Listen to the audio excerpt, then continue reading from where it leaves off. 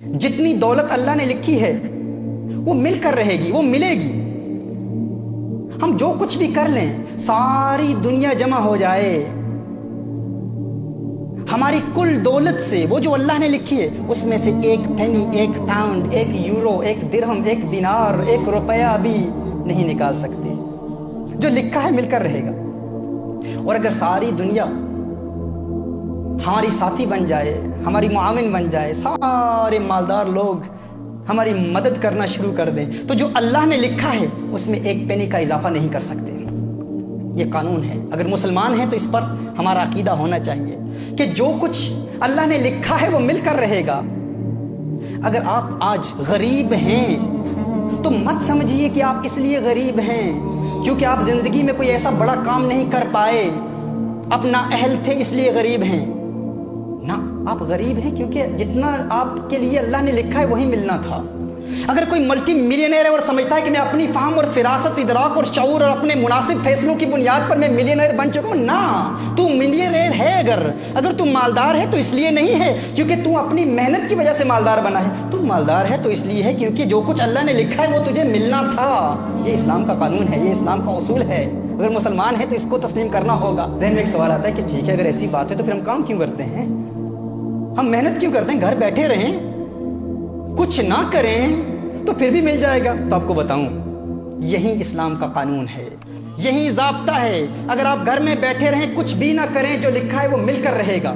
تو پھر ہم کام کیوں کرتے ہیں؟ کیونکہ کام کرنا رسالت مآب صلی اللہ علیہ وسلم کی سنت ہے۔ وہ جو اللہ نے لکھا ہے وہ تو ملے گا، لیکن محنت کے ذریعے اس کے حصول کے لیے حلال روزگار کمانے کے لیے کوشش کرنا، یہ کوشش میرے آقا کی سنت ہے، یہ عبادت ہے، اس پر ثواب ملتا ہے۔ ہم اس لیے کام نہیں کرتے کیونکہ جو اللہ نے لکھا ہے اس پر اضافہ ہوگا، نہ، یہ قانون نہیں ہے۔ ہم کام کیوں کرتے ہیں؟ کیونکہ کام کرنا سنت ہے، یہ عبادت ہے۔ حلال روزگار کی تلاش عبادت ہے۔ اب اس کا دار و مدار ہم پر ہے کہ ہم اسے کیسے تلاش کرتے ہیں۔ حلال ذریعوں سے تلاش کرتے ہیں یا حرام کے ذریعے تلاش کرتے ہیں؟ وہ تو ملے گا، الٹیمیٹلی وہ ملے گا جو اللہ نے لکھا ہے ہمارے لیے۔ تو جو ملے گا اس کے لیے پھر ہم گناہ کیوں کریں؟ اس کے حصول کے لیے حرام کاروبار میں کیوں ملوث ہوں؟ اللہ عز و جل نے جو لکھا ہے وہ مل کر رہے گا۔ مجھے یہاں ایک واقعہ یاد آ رہا ہے۔ آج سے 4-5 سال قبل تقریباً صاحب میرے پاس آئے، ہماری محفل میں آئے۔ وہ کہتے ہیں کہ تنگ دستی ہے، بڑی پریشانیاں ہیں، میں چاہتا ہوں کوئی کاروبار مل جائے، روزگار کے لیے دعا کیجیے۔ کچھ محافل میں آنا جانا رہا، اللہ عز و جل نے کرم کیا، انہیں کام مل گیا۔ میں نے ان سے میں نے پوچھا، میں نے سوال کیا کہ کیسا ہے روزگار، کیسے چل رہا ہے؟ تو انہوں نے کہا اللہ کے کرم سے، الحمدللہ محافل کی برکت سے کام مل گیا ہے اور اچھا کام چل رہا ہے، الحمدللہ محفلوں میں آتا ہوں، اس کی برکت سے سب کچھ ہو رہا ہے۔ میں نے ان سے کہا کہ بتائیں تو عبادات کا سلسلہ کیسے ہے؟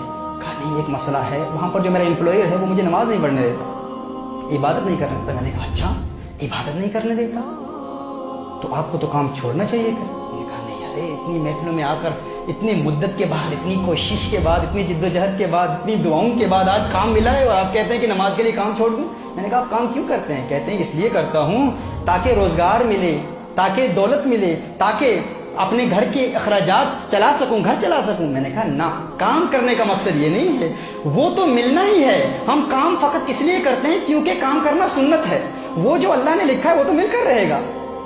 اور قانون کیا ہے؟ اصول یہ ہے کہ اگر کوئی سنت آپ کو فرض سے محروم کر دے تو آپ اس سنت کو چھوڑ دیں، فرض پر عمل کریں۔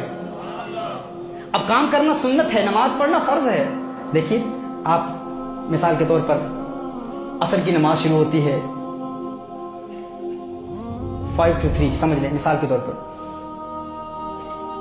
اور آپ نے ظہر کی نماز ادا نہیں کی،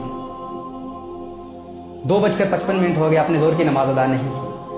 اب نفل پڑھنا تو سنت ہے، اب اس وقت اگر آپ نفل پڑھنا شروع کر دیں، نفل عبادت شروع کر دیں، آپ نے فرض ادا نہیں کیے تو وہ نفل عبادت اس وقت کرنا گناہ ہے، کیونکہ وہ سنت آپ کو فرض سے محروم کر رہی ہے، لہذا سنت کو چھوڑیں اور فرض پر عمل کریں۔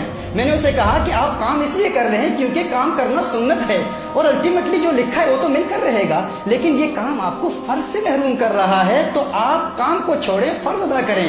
اس اللہ کے بندے نے اس پر عمل کیا दुआ कीजिए अल्लाह अज़्ज़ व जल मुझे भी उसका यकीन दे दे जितना यकीन अल्लाह अज़्ज़ व जल ने उसे दिया था।